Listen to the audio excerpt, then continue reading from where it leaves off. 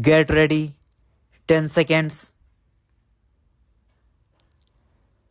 5 seconds. Start. Sir, at the outset, I would like to congratulate our respected Agriculture Minister who has tackled remarkably well the food situation. When he took over, we had a very gloomy situation in the country. The very fact of his taking over the portfolio created a new atmosphere of confidence in the country. He kept up the morale. Then we had good monsoons, and fortunately, this year we have an estimated 114 million tons, which is a record. We had a very successful procurement. We had a target of 13 million tons. I think we hope to get more than 15 million tons. Another important fact is that the offtake from the cheap grain shops has been reduced, and therefore the government's responsibility to supply this cheap grain is also less. That will leave some surplus with us. In 1975, we supplemented our buffer stock by importing about 7 million tons. In the background of this, I would like the Honorable Minister to tell us as to why it was necessary for us to go in for purchases of US rice. There was a report recently that we are going to purchase some rice. I do not know all the details. Why was it necessary, especially when we have been cheated before? We have filed a suit for an amount of $21 crore, which is a big amount. In the background of this, why was it necessary to go in for this purchase? The Food Minister may kindly explain to us. Sir, we had heard much about the Green Revolution. It was good as far as it has gone. The main strategy of the Green Revolution has been increase in the area under high-yielding varieties, supply of fertilizers, and changes in the cropping pattern. It is the finding of many economists that the Green Revolution has resulted in creating a rich class at the cost of the poor, marginal farmers, and landless laborers who are mostly of scheduled castes and scheduled tribes. The situation became so serious that at one stage, the then Home Minister warned the country that unless adequate efforts were made, the Green Revolution would turn into a Red Revolution. The fact is that not enough attention has been given to land reforms throughout this period. Why did it happen? There was an eminent American scholar teaching in the Delhi University for some time. He was an expert of agrarian question.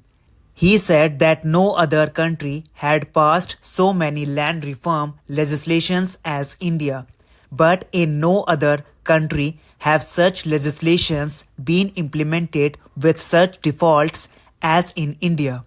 I would lay the blame squarely on the states. Our states have been tardy, have not been very particular about land reforms, and it was exactly on those occasions when the center took the lead that land reforms were implemented. Sir, the point I am laboring at is that the center must make agriculture a central subject. Mr. Deputy Chairman, sir, the annual report of the Ministry of Agriculture and Irrigation claims credit for improvement in the food situation particularly and in the agriculture generally. But I must remind them that only last year the ministry was lamenting over the sad state of affairs of agriculture in the country, which has caused inflation and had caused even a crisis in our industries. Last year, two important reports have been published. First is the report of the National Commission on Agriculture. Second is the report on the census of land holdings. Now these two reports together given us a long-term perspective of the agricultural situation in the country.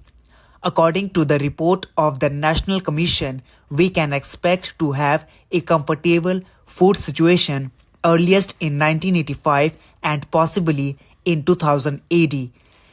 They have drawn up an optimistic and what they call a realistic estimate of the production of food grains, and they have come to the conclusion that only by 2000 AD we can hope to meet our entire requirements and have even a small surplus for export.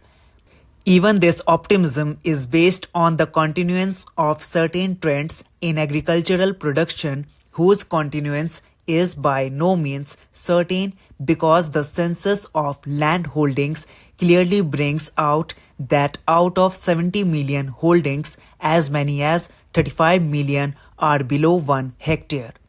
As a matter of fact, 84% of the holdings which are below 4 hectares occupy only 40% of the area.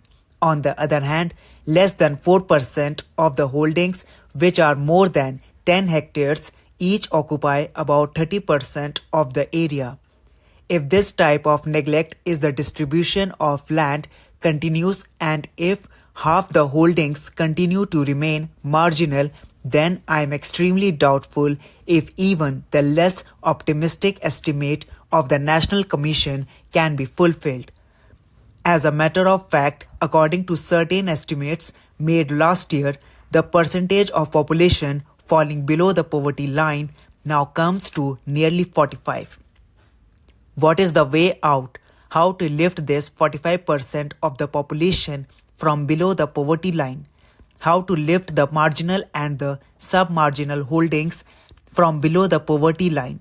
The ministry will say that they have launched 2 programs.